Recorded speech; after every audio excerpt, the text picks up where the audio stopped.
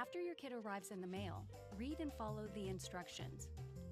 We value your privacy, and the instructions will help you register your online account before you send in your sample.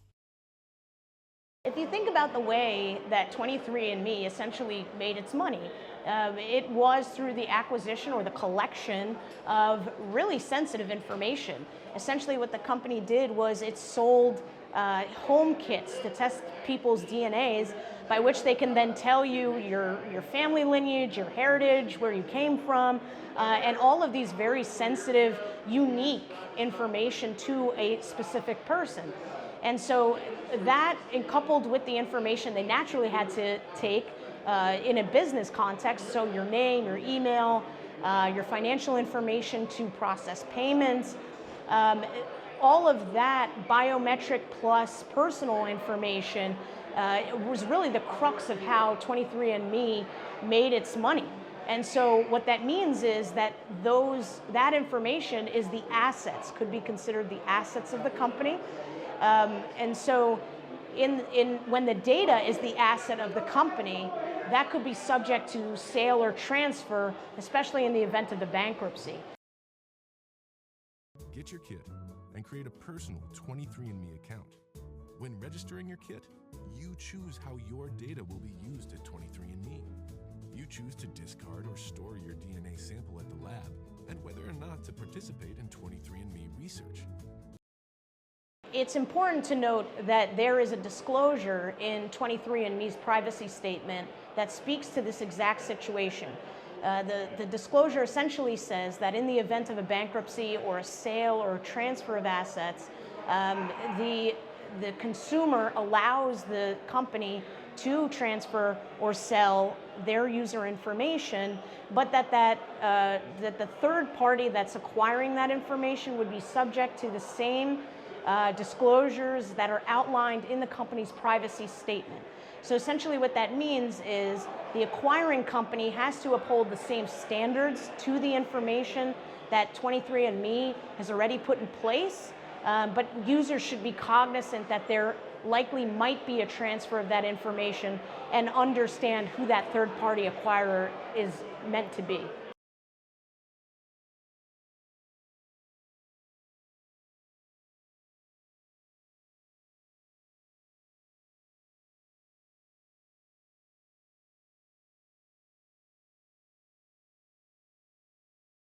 Data really is the new oil. So sometimes, you can't interact with a website or you can't interact with a product unless you give over the information that they require. And so there's this natural tension between data minimization and then data collecting, for the purposes of, going about your normal business. So that's really the tension that users need to be cognizant about.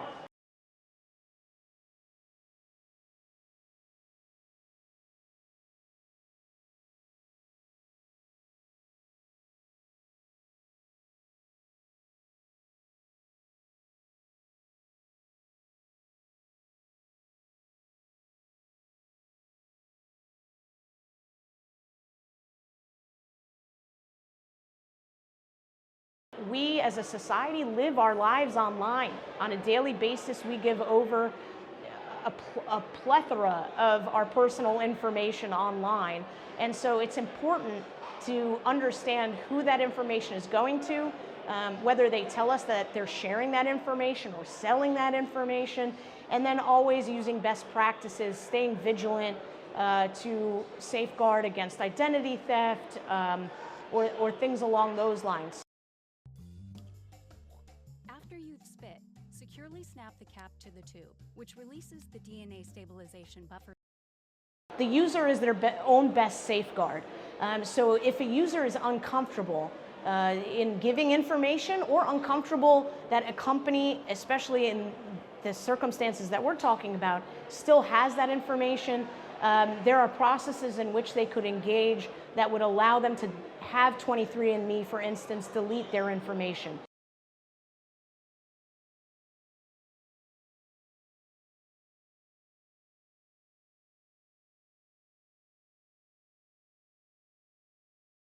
The California Attorney General's office released kind of a PSA memorandum a couple of weeks ago specific to 23andMe, where they advised users that if they are no longer comfortable with their data sitting in the hands of 23andMe, to file what we call DSARs. So they're called data subject requests. And what that means is you can request from the company to either amend your information or delete it altogether. And according to 23andMe's policies that are online, their privacy statement, they do respect deletion requests from users. They kind of have to under the law. So if you make that request, follow their procedures online and have your information deleted.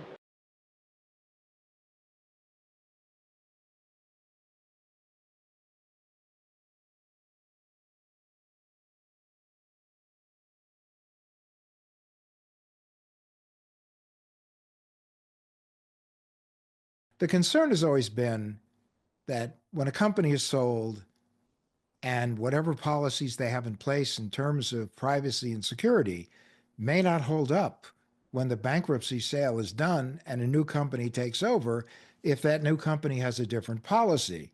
Now, you have to be notified that there's a different policy, but you may not be paying attention at the time that notification comes through. So the best way to protect yourself in a situation like this, unless you have an extremely high tolerance for risk, is to delete your data.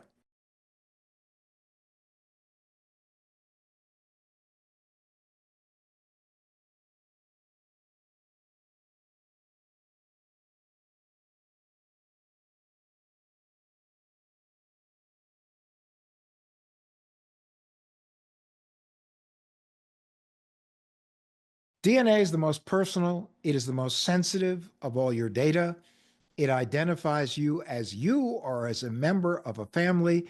If someone gets their hands on your DNA, that means they can also get their hands on information involving other members of your family.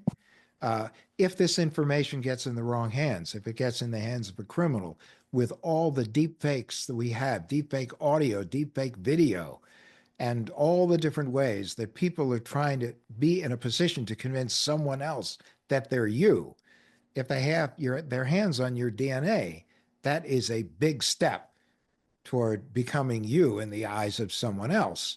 In addition to which, if it gets in the hands of, for instance, insurance companies, it could impact long-term care, disability, all sorts of things that you don't want.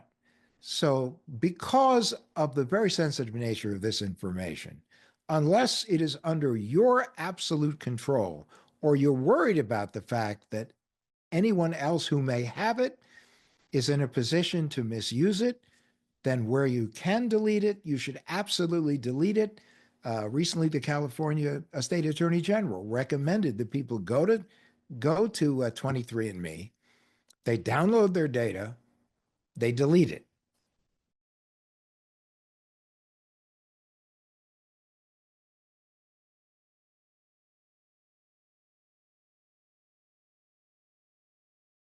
The whole point in the world we live in is we live in a surveillance economy.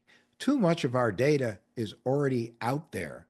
We don't need to add to it, and we especially don't need to add to it using data as sensitive and personal as your DNA. Your DNA is the key to amazing information about your health, ancestry, and traits. And at 23andMe, we strongly believe in providing you with a secure, private place to explore and understand your genes. So how does 23andMe protect your privacy?